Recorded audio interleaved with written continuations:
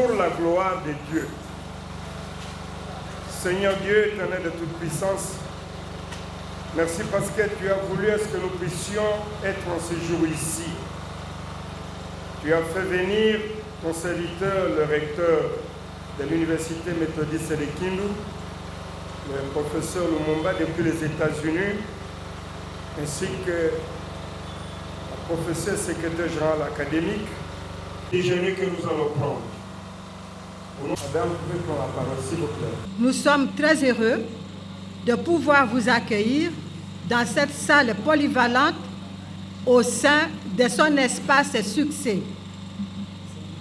La salle dans laquelle se tiendra d'ici quelques minutes la conférence sur la transformation de l'enseignement supérieur dans le contexte de la 4e révolution industrielle en Afrique.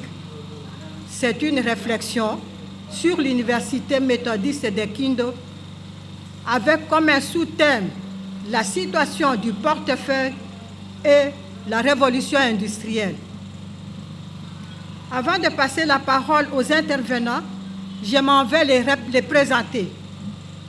Notre premier intervenant, c'est M. Désiré Louahi,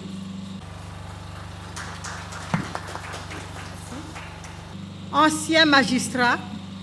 Il a été plusieurs fois conseiller au ministère de l'Énergie, des hydrocarbures. Il a été pendant 5 ans directeur du cabinet au ministère de l'Environnement et Développement durable. Il est directeur et chef de département au Conseil supérieur du portefeuille en charge des questions stratégiques. Notre deuxième intervenant est le professeur Lumumba Kasongo. Le professeur Lumumba est professeur ordinaire des universités, dont l'Université de Cornell aux États-Unis et l'Université du Ghana à Legon. Actuellement, il est le nouveau recteur de l'Université méthodiste de Kindu. C'est cette université qui vous a invité à ce moment. Je demande à toute l'équipe du comité de gestion de l'Université méthodiste de se mettre debout afin qu'on puisse les voir. Je suis M. Désiré Louahi Nyama, juriste de formation, à qui il a été demandé de vous entretenir ce jour sur les sujets intitulés « La révolution numérique, atout pour les entreprises publiques du portefeuille de l'État congolais ». D'entrée de jeu, je voudrais situer le contexte de la présente réflexion. En effet, comme vous le savez tous, le portefeuille de l'État congolais, jadis fleuron de notre développement, a représenté vers les années 1950-1959 45% du tissu économique du Congo belge. Aujourd'hui, ce portefeuille composé de 22 entreprises publiques s'est considérablement effrité en telle enseigne qu'il ne représente plus que moins de 23% du tissu économique du pays. Pour faire face à cette situation critique et inquiétante, consistant à regarder impuissant le processus de détérioration de nos entreprises publiques, les autorités nationales ont entrepris à des époques différentes d'importantes et courageuses réformes de ces entreprises publiques, dont la toute dernière débute en juillet 2008 par le démarrage de son volet juridique avec l'adoption de 4 lois fondatrices portant restructuration d'un secteur considéré par tous comme le véritable levier de la relance économique de la République démocratique du Congo. Ces 4 lois sur les réformes des entreprises publiques sont, je cite, la loi numéro 08/007 du 7 juillet 2008 portant dispositions générales relatives à la transformation des entreprises publiques, la loi numéro 08/008 de même date portant dispositions générales relatives au désengagement de l'État des entreprises du portefeuille, la loi numéro 08-009 de même date, portant dispositions générales applicables aux établissements publics, et enfin, la loi numéro 08-010 de même date, fixant les règles relatives à l'organisation et à la gestion du portefeuille de l'État. À ce jour, il est donc établi que seul le volet juridique de cette réforme est achevé, tandis que le volet économique, conçu pour s'exécuter au cas par cas, en commençant par les entreprises structurantes, la GECAMINE, la Régie des eaux, la SNCC, la SCTP, la RVA, la SNEL, tire un boulet qui ne dit pas encore son nom. Dans ce contexte, je crois qu'il est nécessaire de se poser certaines questions, dont celle cruciale qui est de savoir pourquoi ces unités de production, jadis fleurons de l'économie du Congo belge et des deux premières républiques, continuent à cheminer lentement mais sûrement vers leur faillite certaine. Les réseaux sociaux sont devenus, au cours des dernières années, le premier lieu d'expression sans filtre de l'opinion publique sur toutes ces actualités. Son influence sur la politique de plus en plus croissante oblige les autorités à les contrôler pour enfin les manipuler. Ceci explique peut-être cela. Voilà donc exprimés les enjeux de la révolution numérique dans les secteurs productifs, constitués d'entreprises publiques, ces unités de production appartenant à l'État congolais, qui peuvent se résumer en un besoin important d'investissement pour renouveler l'outil de production par l'acquisition d'équipements modernes issus de la génération du numérique et capables de répondre aux exigences de développement, prenant bien entendu en compte les questions environnementales. Comme tout outil susceptible de faire progresser l'entreprise, tout dépend de son utilisation et des objectifs qu'on s'assigne en amenant la digitalisation dans le management. Il faut vaincre les résistances au changement que la numérisation va rencontrer au sein de l'administration interne. Personnellement, je pense que pour les entreprises publiques, le numérique est un atout majeur dans l'hypothèse où les managers de ces entreprises publiques font eux-mêmes une révolution mentale et managériale. Maintenant, nous allons passer aux questions-réponses. Ma question, c'est celle-ci. Vous avez créé dans le gouvernement des Warriors un ministère du numérique pour que la RDC soit au même diapason que les autres nations sur ces plans. Est-ce que, orateur, pouvez-vous nous dire, nous sommes à quel niveau après 3 ans de nomination de ces ministères, de ministres du numérique, étant donné que, avec ce ministère, la population est en train de subir une lourde farde, c'est-à-dire il y a la taxe RAM qui s'est ajoutée avec ces ministères pour rançonner la population au lieu de développer, mais on est en train de rationner la population. Un travail de fond qui est en train de se faire, c'est le déploiement de la fibre optique à travers toute la République. Et aujourd'hui, tous les secteurs sont questionnés pour savoir, en termes de besoins, quels sont leurs besoins pour que lorsque la fibre optique va se déployer totalement sur l'ensemble du territoire, qu'il y ait une approche stratégique qui se mette en place pour assurer aux uns et aux autres l'accès à cette révolution du numérique.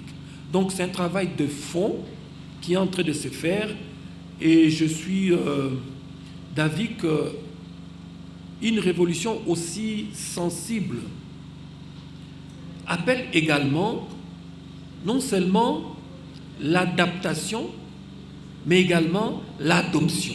Donc si vous venez de souligner que vous avez déjà adopté cette démarche, il faut vous adapter. Il faut vous adapter à utiliser avec performance certains outils. Je me pose la question, celle de savoir, est-ce que ce n'est pas parce que ces entreprises sont plus politisées et aujourd'hui, elles ne sont pas en mesure de produire des bénéfices? Parce que si vous regardez même le mode de fonctionnement, que ce soit la SNEL, que ce soit la régie des eaux, vous allez trouver que ça a un caractère particulier. Donc ce sont les particuliers, en d'autres termes, qui gèrent ces entreprises. Est-ce que ce n'est pas le fait que les politiques s'intéressent plus aux dividendes de ces entreprises qui pousse à faire que ces entreprises ne puissent pas répondre aux aspirations de la population? Les textes juridiques ont, à partir de cette époque, donné au président de la République le pouvoir de nommer et de révoquer. Je crois que ça, c'est vraiment le point de départ et ça a créé énormément de difficultés parce que quelles étaient les personnes à la disposition du président de la République? C'était des fonctionnaires. C'était des fonctionnaires, c'était les seuls qui représentaient l'élite. Et je l'ai dit, les fonctionnaires, par principe, dépensent. Le fonctionnaire ne produit pas. Le fonctionnaire, il dépense. Et donc, nous avons eu, pendant une longue période, des gens qui venaient pour dépenser. C'était ça le premier grand problème de la gestion des entreprises du portefeuille. Après les nationalisations, il y a eu un problème d'harmonisation des textes. Chaque entreprise avait son texte et en 1978, on a harmonisé les textes de gestion et de fonctionnement avec la loi 78-00D applicable aux entreprises publiques. Depuis lors, la pépinière de recrutement des mandataires s'est élargie aux partis politiques. S'est élargie aux partis politiques et donc la qualité de ces gestionnaires prenait un coup. Que notre pays est devenu presque un pays champion en réforme. De réforme en réforme, mais la matérialisation de ces réformes pose problème. À l'heure actuelle, comme pour illustrer, dans notre province, nous sommes au Maniema, où l'accès est trop difficile. Il y a un problème de voie d'accès.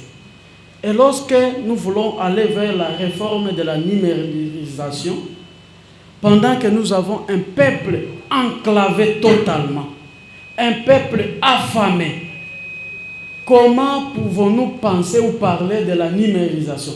Parce que lorsque je vois les théories du développement, mes enseignants me disent que lorsqu'on veut faire le développement, il y a des étapes. On doit d'abord quitter du secteur primaire, le secteur secondaire, pour aller au secteur tertiaire. La numérisation fait partie du secteur tertiaire. Pendant que le secteur primaire souffre encore, ne parlons même pas du secteur secondaire, mais des réformes sur le secteur tertiaire. Comment cela est-il possible dans le contexte que nous vivons? La situation de notre province ne doit pas nous effrayer outre mesure. Nous allons gagner énormément de temps sur les inquiétudes des uns et des autres, sur la manière d'utiliser les intrants en agriculture, sur la manière de construire des routes fiables. Donc, le numérique est une accélération de l'intelligence qui peut nous faciliter la compréhension des problèmes et la résolution de ces problèmes. Donc, le Maniema doit au contraire être avide de cette révolution pour poser ses préoccupations, les intégrer et faire des projections stratégiques. Nous savons que la dynamique sociale a toujours été derrière le déclin de la guerre froide. Imaginer c'est quoi? Imaginer, ici, c'est réfléchir. Il est localisé d'abord dans le domaine intellectuel, et c'est pourquoi nous sommes ici. Il est aussi dans le domaine de la créativité, et il est aussi dans le domaine de la raison. Nous voulons rêver un nouveau monde, mais le contexte de rêver nous dit que nous devons comprendre le contexte au niveau, parce que nous disons, nous ne pouvons pas changer ce que nous ne savons pas.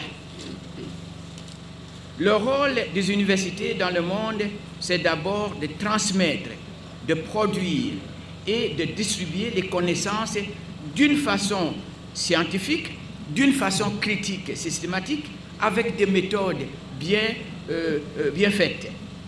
C'est ça le rôle de l'université classique. L'université ne peut pas et n'est pas le microcosme de la société. Au contraire, l'université doit questionner la société. Et avec ces méthodes, la société doit aussi apprendre de l'université.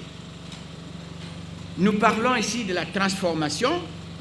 C'est une expression qui implique des grands changements. Transformation, elle est différente des réformes. Transformation, c'est-à-dire nous parlons des grands changements, des changements profonds, structurels ou des changements fondamentaux, quel que soit où se passe ce changement, dans le domaine où se passe ce changement. C'est des changements profonds. Ces changements peuvent aussi arriver structurellement, ils peuvent aussi arriver graduellement, mais ces changements doivent être systématiques. Réformer, c'est une étape d'amélioration, mais cette étape est différente de l'étape de transformation. Parce que transformation veut dire changer ce qui est essentiel. Pendant que réformer implique tout simplement ajustement, le compromis et souvent c'est l'accommodation. Et moi, j'ai toujours pensé que l'université a une mission de transformation. Je voulais provoquer le débat qui a bien commencé avec M. Désiré Louahi, qui a donné des faits sur où est-ce que nous sommes dans le processus de concevoir, d'appliquer les règles dans les entreprises publiques. Et nous voulons voir qu'est-ce que ça veut dire dans les universités africaines et plus particulièrement l'université méthodiste de Kindu où nous sommes. La 4e révolution industrielle et la démocratie libérale qui prônent pour la transformation de nos sociétés, les changements radicaux dans le fonctionnement et dans les structures des économies nationales et internationales et dans les relations entre États, citoyens, sociétés sur la base de respect des droits fondamentaux, cette révolution doit aussi se définir. Et j'espère que je ferai cette définition dans le contexte de mon approche. La planète Terre existant depuis une estimation de 4 milliards et 5 millions d'années, les États-nations existant tout simplement depuis 1648, l'année où la guerre de 30 ans, ou la guerre que nous avons appelée la guerre des religions en Europe, c'est cette guerre des religions qui a amené la création d'un modèle de développement que nous avons aujourd'hui, État-nation. Nous ne faisons pas du simple analyse fonctionnelle, nous essayons d'historiciser notre sujet dans le cadre des impératifs et les règles et les dynamiques de la quatrième révolution industrielle. mes prémices. Dans chaque étude, un chercheur cherche à identifier les prémices. Les prémices sont différentes de méthodologie. La première, nous ne pouvons pas changer positivement les choses que nous ne connaissons pas. C'est un problème épistémologique, impossible. Vous pouvez être pendant des années et des années en train de faire un travail. Aussi longtemps que vous ne comprenez pas ce que vous faites, vous n'allez pas démarrer. Cependant, l'Afrique aussi peut apprendre des autres. Apprendre des autres et en s'adoptant dans le contexte de sa propre histoire. C'est-à-dire, l'Afrique ne peut pas aussi s'isoler des autres. Et la dernière prémisse, à cette époque et dans le monde contemporain, aucun individu, aucun être humain, aucun État-nation ne peut progresser à partir de l'autarcie. Nous ne parlons pas de l'autarcie, nous parlons de l'observation et de l'apprentissage. Tout le monde doit s'arrêter, tout le monde doit se dissocier et repenser stratégiquement avant de procéder dans le système mondial. Dans la logique liée à ces prémices, le progrès est perçu comme un phénomène organique qui devrait se développer à l'intérieur d'un système donné si ce système-là est bien nourri et si ce système-là est bien protégé. Au-delà de mes prémices, ces deux approches dont le structuralisme historique et la multipolarité guident mon discours et ma projection de l'avenir de l'Afrique. Ce que j'évite et ce que je dois éviter, c'est de me dissocier avec le déterminisme historique et la théorie du complot. Souvent, je pense que la théorie du complot est facile et c'est la raison pour laquelle je la rejette. Je la rejette pourquoi? Parce que cette théorie manque la bonne compréhension des forces de l'histoire. Cette théorie et le déterminisme historique ont des tendances à définir et à projeter l'Afrique, ses cultures et ses peuples comme inactifs et passifs.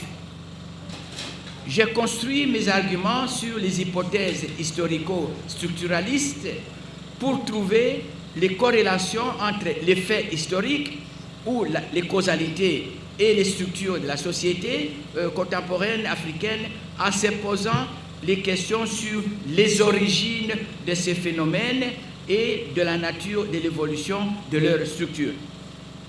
Le monde est un système. C'est un tout organique à travers lequel les comportements, les acteurs sont conditionnés par leur emplacement et la façon dont ils sont entrés dans le système.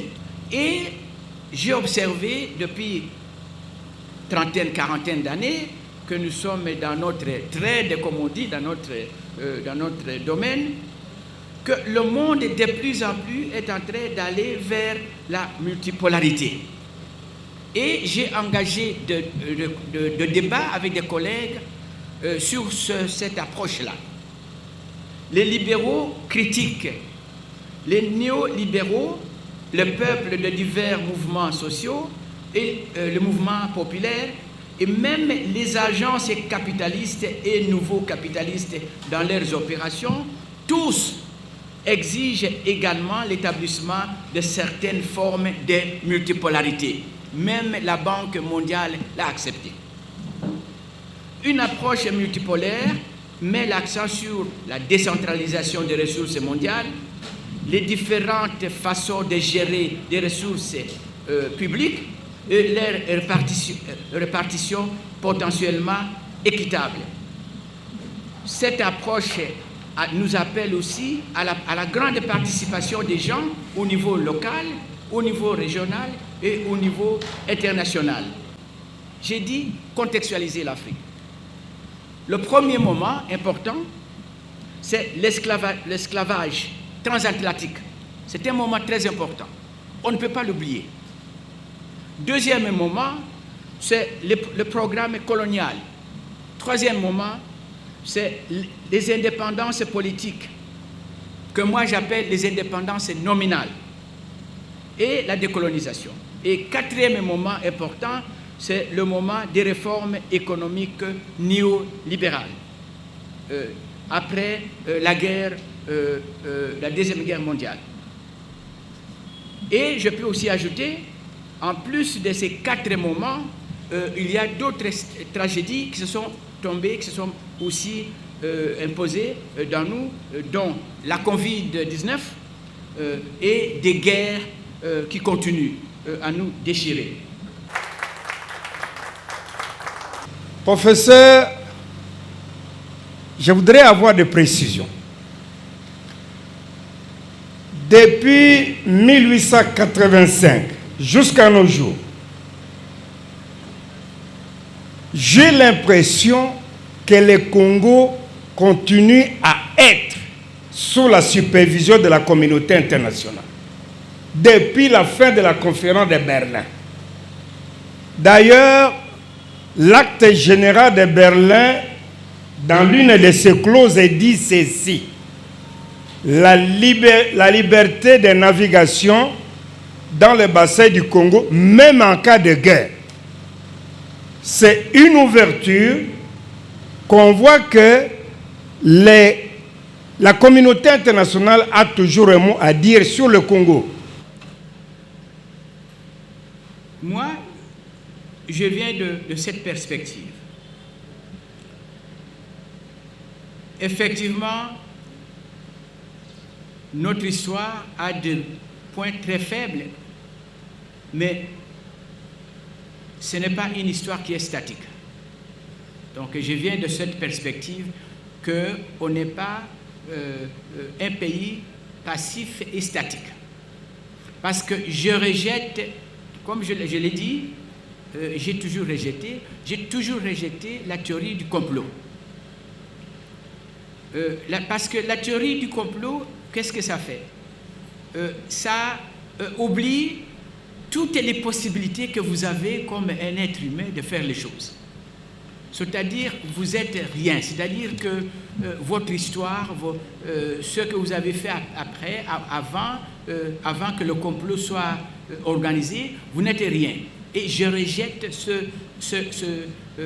la théorie de complot.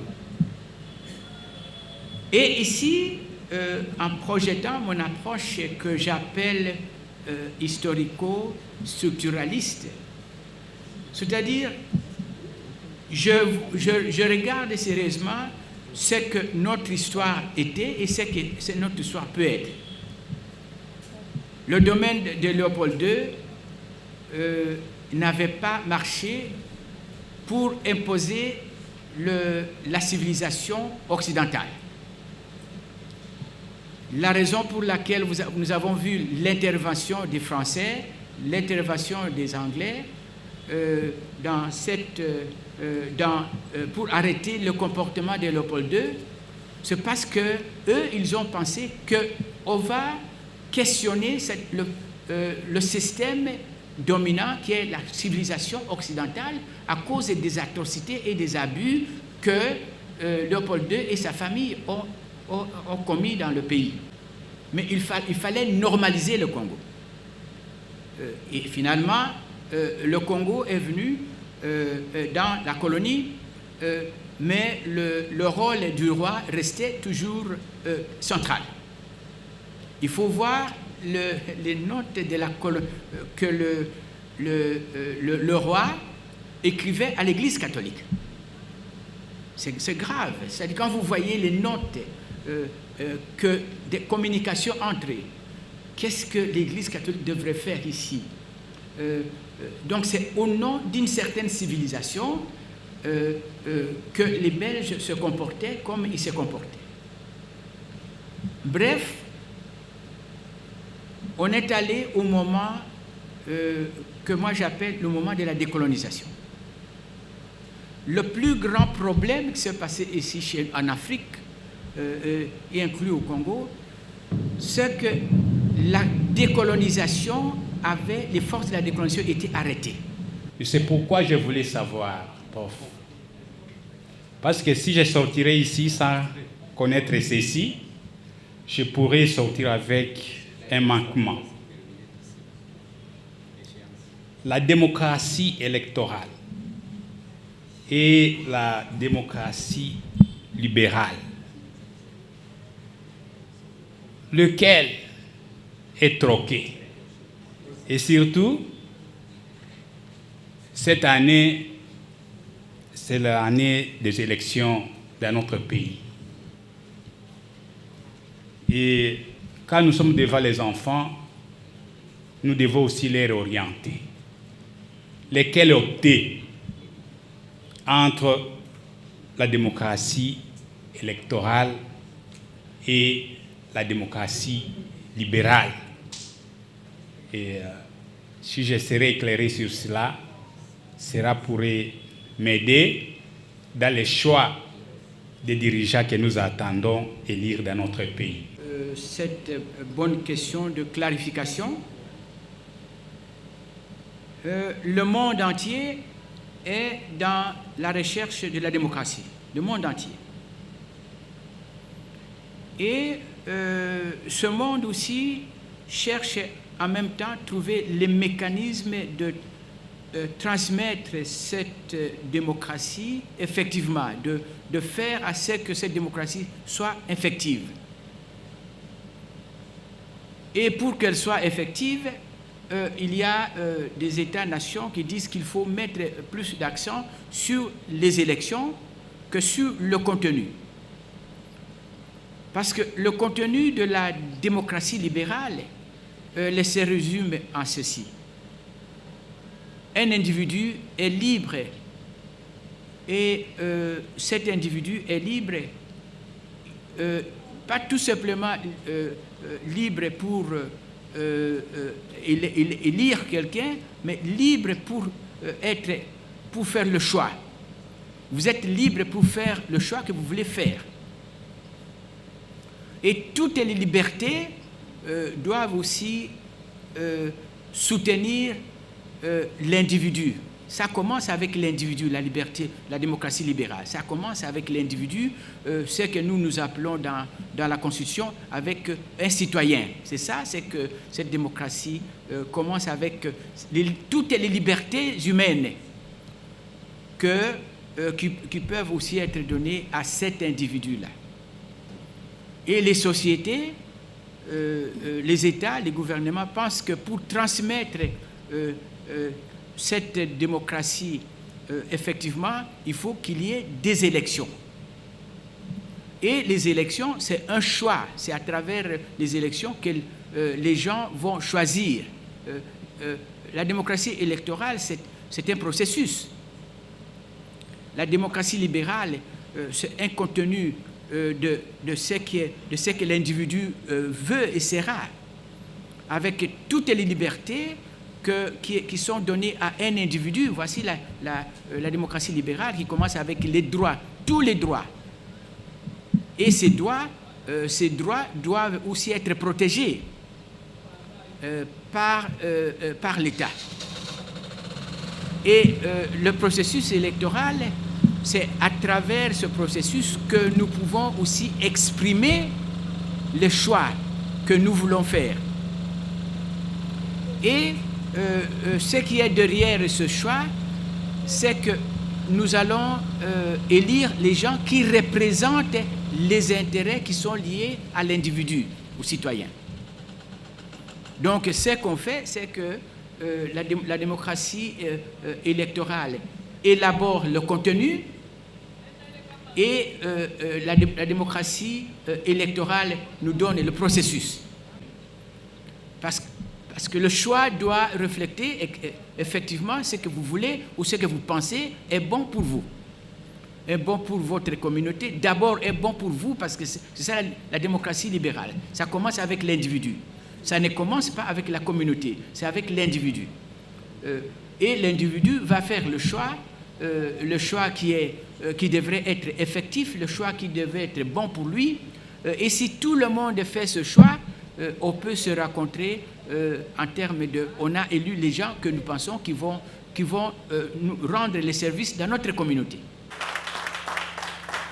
C'est pour moi un plaisir de me retrouver dans une conférence débat si intéressante où les élites de l'université méthodiste ont organisé afin que notre public soit édifié par une thématique si intéressante où le monde actuellement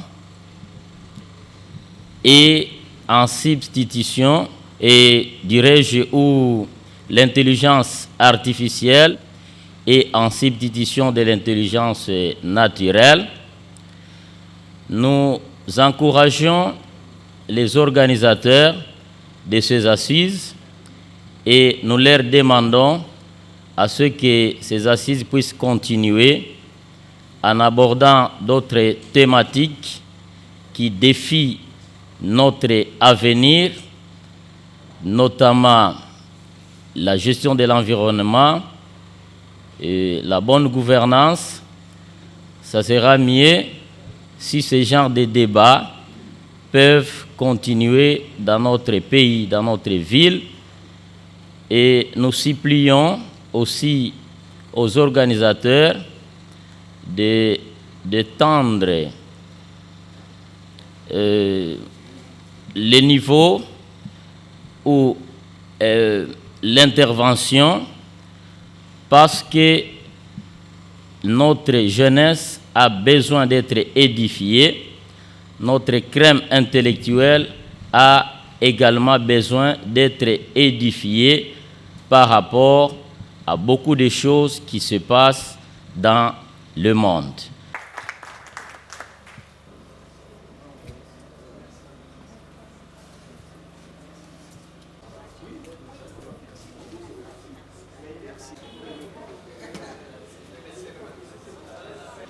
C'est le secrétaire administratif du bureau épiscopal méthodiste.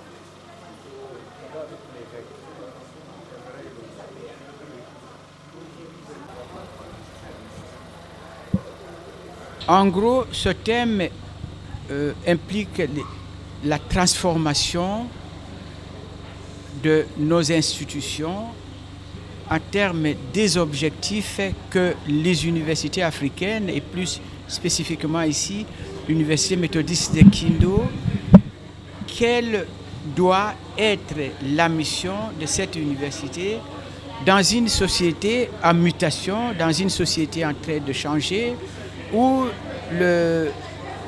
la révolution industrielle est acceptée comme état un moyen à travers lequel nous pouvons transformer notre société. Donc le but, c'est de voir qu'est-ce que l'université doit faire dans une société en mutation démocratique, en mutation économique et aussi en mutation culturelle. Et donc en gros, je suis en train de présenter un rapport sur ce que moi je ferai.